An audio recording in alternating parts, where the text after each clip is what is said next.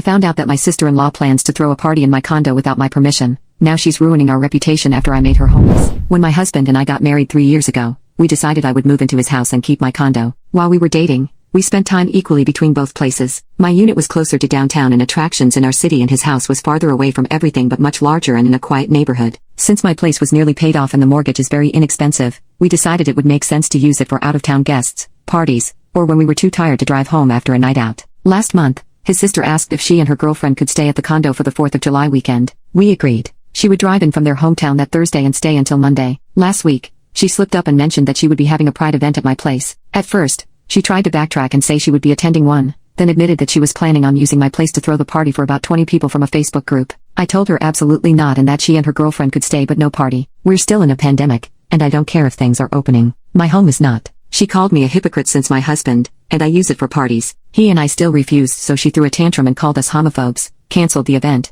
and made a post on FB about us, insinuating that we reneged because it was a pride event, which isn't remotely true. My mother-in-law called to find out what was happening, and apparently, my sister-in-law is keeping up the story that we were being homophobic. I called her and told her to find somewhere else to stay, so of course, she got even more irate and made more insulting posts on FB about us, saying that she was basically homeless for the weekend and that it's not safe for them to stay at a hotel. I'm not budging, but my husband is trying to keep the peace and saying we should still let her stay. Sister-in-law and I usually have a very great relationship, so I'm not sure why she's acting so ugly about it. Am I the a-hole for reneging on allowing her to stay in my empty condo? Update. It was a very long Zoom with me, my husband, sister-in-law, and her girlfriend, but I think we're all on the same page. I decided to let her talk first and apparently, she took me saying, I don't want those people in my house to mean something way different than what I intended. She claimed she wasn't blowing it out of proportion, but she also says she knew I didn't mean it in any other way, and she let anger get the best of her. She says she doesn't know why she doubled down when she calmed down, but I suspect the girlfriend egged her on as she spent most of the call silent. Sister-in-law was very apologetic about being childish and insisted the homophobic comments were in general and not directly about me.